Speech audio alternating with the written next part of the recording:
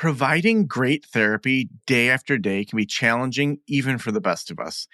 At Blueprint, they believe that nothing should get in the way of you doing your best work, which is why they created a platform that provides therapists with an array of clinical tools.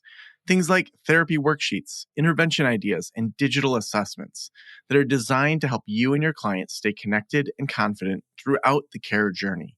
Even better, Blueprint helps streamline your documentation so you can spend less time on your notes and more time on the things that matter. To learn more and request a 30-day free trial, visit blueprint-health.com. Again, that's www.blueprint-health.com.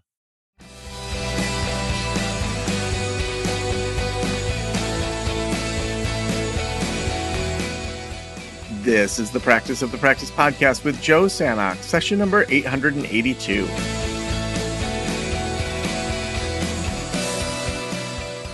I'm Joe Sanok, your host, and welcome to the Practice of the Practice podcast. I hope your June is going amazing, or if you're listening to this sometime in the future, I hope you're fill in the blank as to whatever your month is that you're in is going amazing for you right now. We completed a series where we were talking about all sorts of different clinical specialties, did that throughout April and May. So if you missed any of that, feel free to go back. We talked a lot about just different specialties people have outside of that kind of business hat that we often are wearing. And then in late May, covered 10 tips to grow your caseload quickly. And then we did 10 money tips. And then we've been just interviewing really interesting people lately. In fact, the last episode that you may have missed was my cousin, Matt Carrier. And really, it was just a conversation that I was interested in. He talked about plasma physics, clean energy, and artificial intelligence. And so we talked a little bit about private practice, but honestly, it was just me geeking out on science stuff that was so crazy to hear about. And today, I'm really excited about Mary Beth, who we have with us, and I'll tell you about her in just a second. But it's so important for us to think through just slowing down, taking vacations, planning for the unexpected. I know that many of you know what happened to me back in October, but we put on Killin' It Camp down in Mexico. And as a result of that, I got salmonella, had to have 2 emergency hospitalizations, 2 surgeries. At the time of this recording, I am still mending from that almost 9 months later, and had to take a lot of time off. And thank goodness I had amazing team members. I had other consultants that could help out. People within our membership communities stepped up to just really help out. But things happen. You know, we all have things that happen. And I'm really excited because Mary Beth guides business owners to create contingency plans that prepare them and their teams for extended vacations or the unexpected, so the business can continue to run successfully in their absence. She founded Niche Partnership Consulting after seeing the turmoil that a lack of contingency planning caused when a dear friend developed terminal cancer. Mary Beth's a national conference speaker, a continuous learner, and loves helping business owners find a peace of mind since retiring from a 30-plus year career at Vanguard. Mary Beth, welcome to the Practice of the Practice podcast. Thank you so much, Joe. It's a pleasure to be here. Yeah, well, this is such an important topic, and it's so important for our businesses, but it's also important for our peace of mind, for our just ability to go on vacation. I would love to hear why this matters to you. In your intro, you mentioned your dear friend that had terminal cancer. If it's okay with you, I'd like to start there and just hear how that spurred on a business. What happened, and how did that spur on this planning and this work that you do? Sure. I'm happy to share this story because most people have experienced something like this in their own personal lives, or they've watched somebody else go through something like this. So I was working at Vanguard. I was working full time, and I had always planned to retire early and start my own business. I was a program manager for enterprise level IT projects. And I wasn't exactly sure what I would do in my consulting practice and was trying to figure that out. And at the same time, one of my closest friends who had retired 2 years before me was diagnosed with pancreatic cancer. And she asked me if she didn't survive, would I be willing to help her husband navigate the finances? She was a technology project manager, similar to me, and she managed all of the investing, all of the finances. They had a couple homes, and she did everything, for the two of them.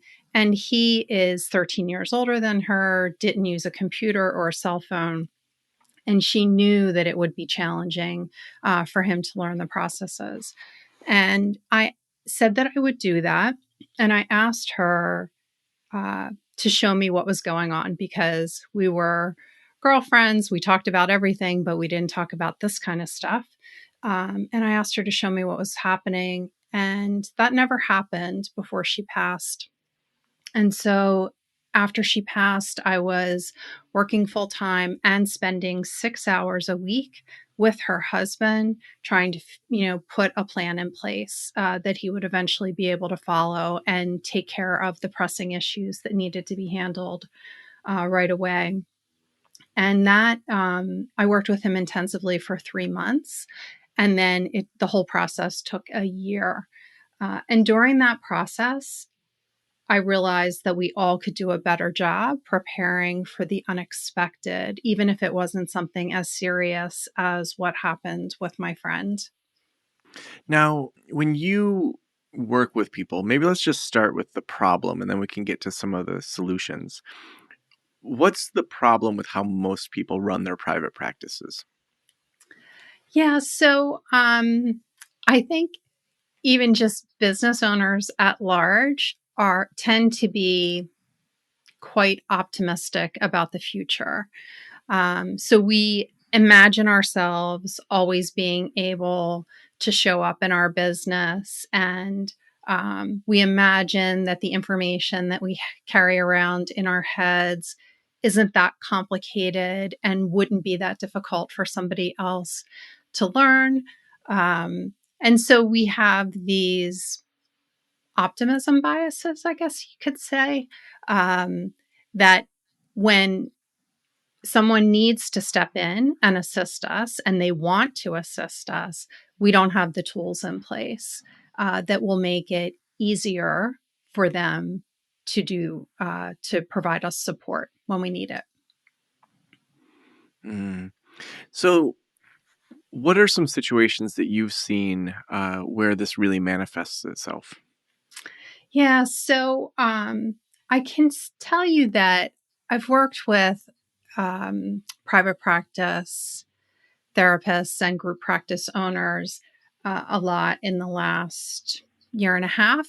And one of the things that I noticed is since the pandemic, it seems like uh, owners have taken on more responsibilities in their business. So as things started to shift and change, technologies were changing for the way that people that owners delivered services. Staffing changes might have occurred, and the result has been that business owners have taken on more of the roles of running the business.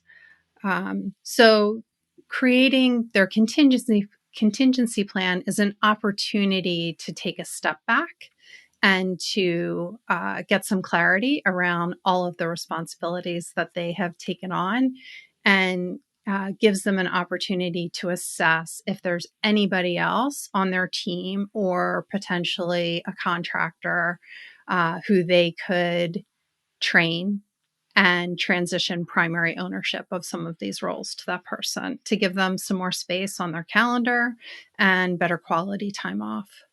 Mm. Now, tell me a little bit about that idea of joint ownership, because oftentimes I think therapists, that have built a group practice or a thriving practice really want to retain full ownership. Like, what does that look like in regards to if you're walking through potentially adding another owner to it? So I would say not really adding an owner to the business, but ownership of different roles and Oh, responsibilities. okay. Thank you Yeah, for just to clarifying that. clarify that. Yeah. Um, and so, I mean, I do see a lot of business owners who don't want to let go of financial roles in the business, maybe don't want other members of the team to handle payroll, who don't want them to see, the money that's going out to different uh, participants in the business. And there are other options, when we think of the support network around the business, potentially, bookkeeping services, payroll services, that kind of thing. Mhm. So it is uh, an individual scenario that needs to be assessed, but we spend time and break down all of the work that the owner does, like from daily roles all the way to annual roles, Mhm. and then assess if that's really the best place for the owner to be Yeah. focused. So walk us through, what does a good contingency plan have as part of it? What are the 3 or 5 or whatever number of building blocks that you would say any good contingency plan, whether you're planning for extended vacation or for kind of a backup plan if there's a health crisis, like what's included in that plan? Yeah. So I will mention that when I work with people, I do encourage them to first create a personal contingency plan. So around them as a human for their personal life, because a lot of the planning builds upon that. And then next, a business contingency plan. And then the third part is a business continuance playbook where the business owner procedures get documented for them. Um, but, if we focus in really around a business contingency plan, um, the idea is that all of the essential documents related to the business will be located in one place. I create binders for my clients. That's something that the listeners can do for themselves.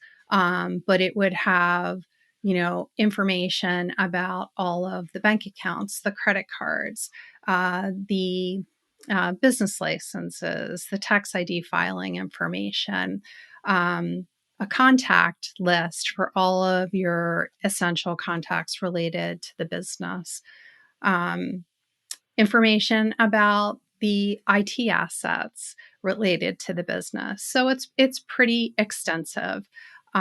So you assemble all of your important documents, and then the next thing is commit to a password management system for the business. I like LastPass. Nothing Yeah, that's what is, we use. yeah, very good. I'm happy to hear that. Nothing is, bulletproof. But LastPass, I do see that it works really well for practice owners.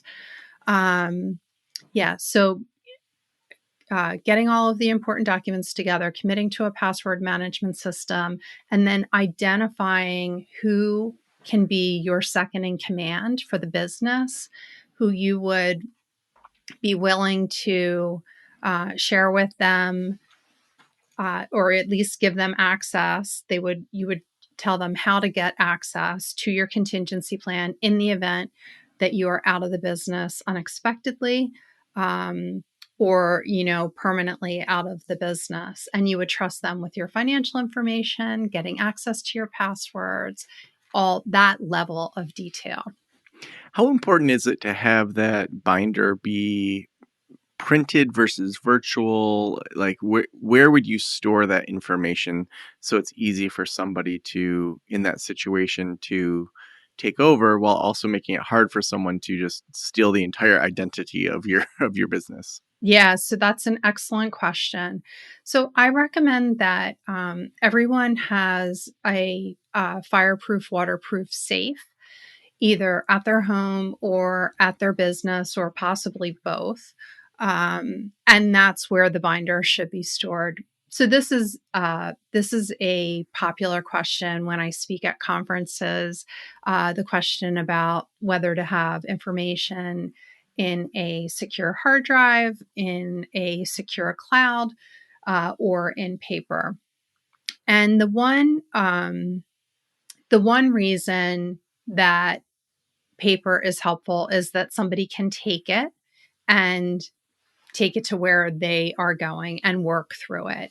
It has a lot of context in the binder that shares information that may be difficult for people. It would take them time to figure out on their own if they were just going through a shared drive. I generally don't recommend storing personally identifiable information in a cloud service. But everything has its risk, and it's up to each person to assess what risks they are comfortable with taking.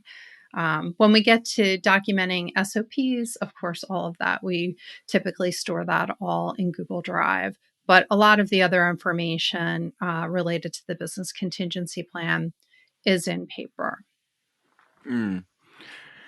So we get kind of those basics of the business down. Take us through maybe some of that playbook and the planning of what would be essential things in that playbook. Yeah. So when I work with a client to create their playbook, we go through a brainstorming session where I ask a lot of questions and try and tease out what are the responsibilities that the owner takes on a daily, weekly, monthly, quarterly, and annual basis. And so we document all of those roles and responsibilities that the owner plays. And then we assess them to identify which ones already have procedures documented for them, typically, not many. And then I interview clients on Zoom, record it, and interview them for their procedures, translate that or transcribe that through Otter AI, and then document the procedures for them and send it back to them. So, in that process, in the procedure documentation process, we identify who is the primary process owner. So, typically the business owner at that time, and who could be or is the backup process owner. And if it makes sense, the goal is to document the procedures, have it in writing, have a video of it if possible, and train another person to be the backup. And then, if it makes sense, eventually make that person the primary and make the business owner the backup for that role and responsibility. Mm.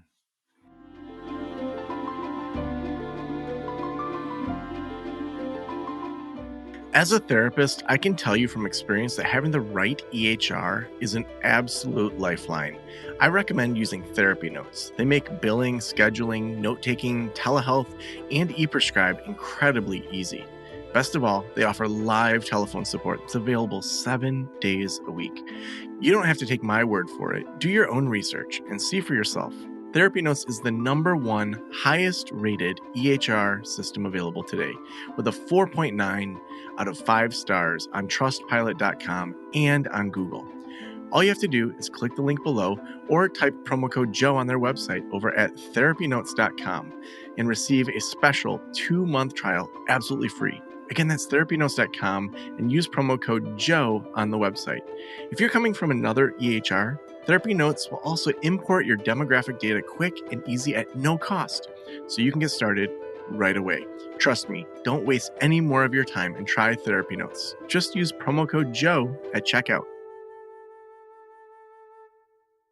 Now, for folks that are doing active clinical therapy, what would you say, like, how would that look a little bit different? Because obviously your clients are going to want to keep seeing you if possible, but then if there is a long-term vacation or if there's an unexpected event that would transfer, could you walk us through, someone that's has a caseload of 20 clients, what that might look like in regards to that particular role as a therapist? Yeah, so in that particular role, the areas of focus would be around more of the business aspects, the peripheral responsibilities outside of the client facing responsibilities. So it might be related to like insurance renewal, bookkeeping responsibilities, any of the, like if there are any business attorneys, contracting that's done, that kind of work. So we would focus in those areas and try and assess if there is an opportunity for the practice owner to have more assistance, peripheral assistance with their responsibilities. Now, for a therapist who is seeing a lot of clients, it is, I do have to point this out, it is important for them to consider putting a professional will in place so that someone is authorized to communicate with their clients in the event of their death, or in the event of their absence. Okay. So really, for the most part, what we're talking about is the operations of the business, the Yes, individual clinical work.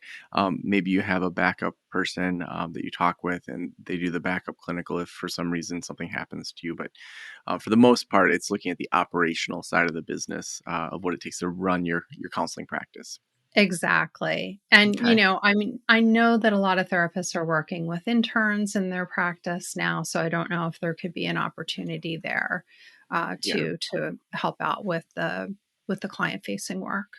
Yeah, and a good half of our audience are people that have group practices, so they would have other W-2s or 1099s that are doing clinical work also, but it's probably more a matter of having those conversations with people as to, not just for me if I was seeing clients, but also, if something happens to someone else.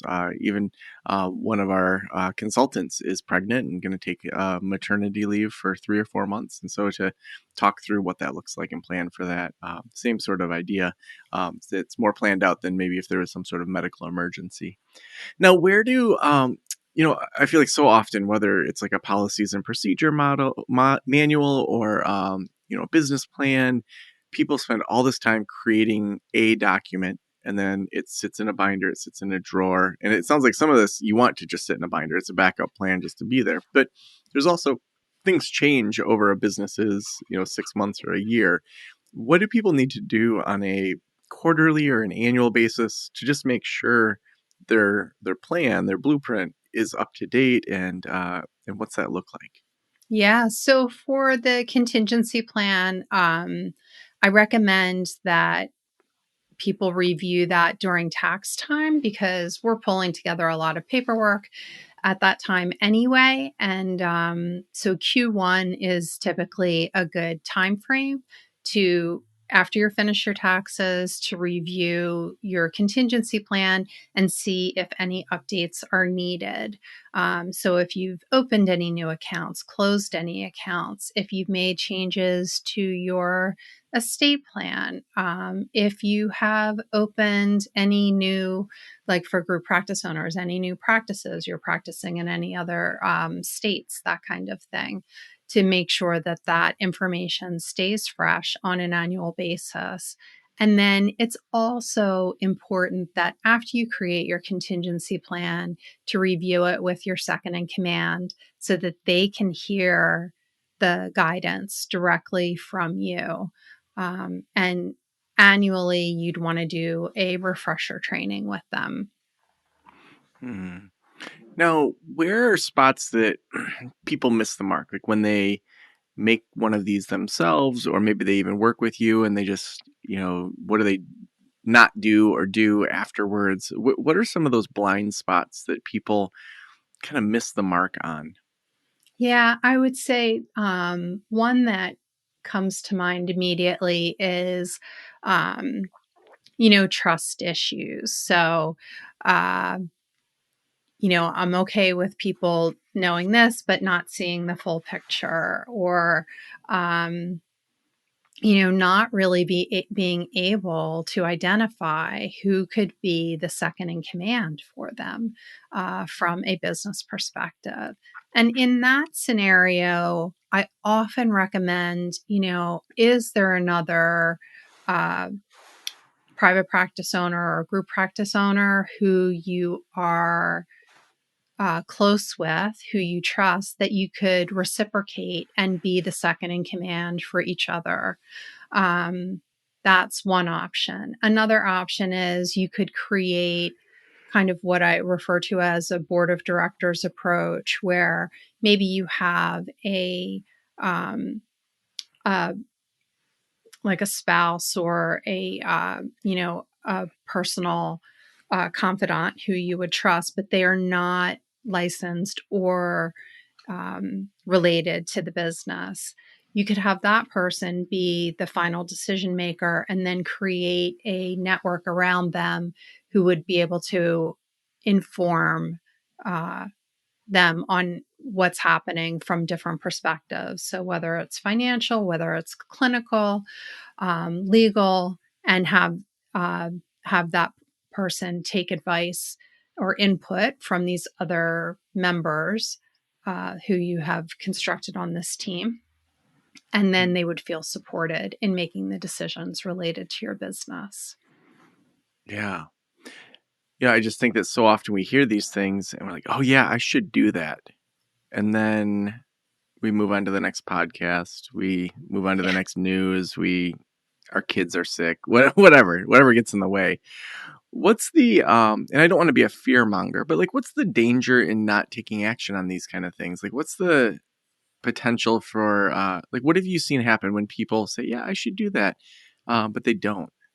Yeah. So, I mean, one of the risks is that what you intend to happen for your business, if you are unexpectedly ill or you die unexpectedly, what you intend to happen may not actually happen. So it's great to get crystal clear that, your intention is that the money would keep flowing through the business. Um, while you were out, like project out a plan that could keep the business financially solvent for 2 weeks, 4 weeks, 6 weeks, whatever that time frame is, and just know that you have this plan in place. If you employ other people, I have seen that when a business owner is unexpectedly ill, the people who work for that business start to go into protection mode, and they want to make sure that they're going to continue getting paid. And if you don't have something set up in advance, then they will start looking elsewhere for Mm, employment. Um, it's important, it's helpful even to have these conversations with your team, if you have a team or those close to you, to say, okay, I'm working on this plan and this is what I expect to happen and this is how it can happen, so that you can share that with them so that people have a sense of confidence that you have thought through the potentials, and that your plan is to keep the business running. mm.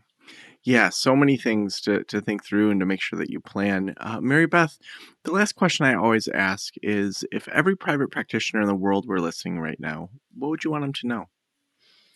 I would like them to know that one of the best reasons to create your contingency plan is to achieve better time off from your business. So, this is one step that you can take to create better quality time away from the business, whether it's for maternity leave or for vacation, whichever way you need to approach it. So awesome. Well, Mary Beth, if people want to connect with you, I know you also have some free resources. What are those resources and how can people connect with you? Yeah, so I'd like to share a course that will show you the ways that I use to create the business owner SOPs.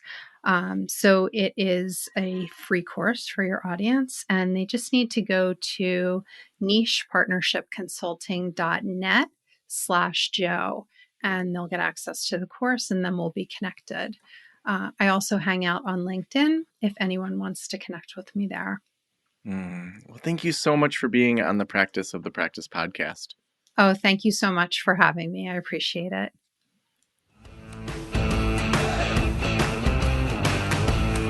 I was just as much speaking to you, the audience, as I was speaking to myself about not taking action.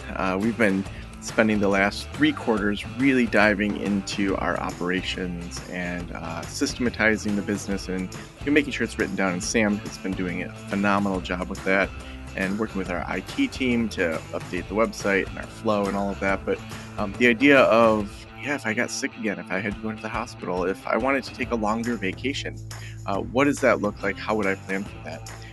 And I think that that's a really important thing to think about, whether it's in reaction to something medical or life happening, or it's in preparation for saying, I want to take a month off. I want to take several months off.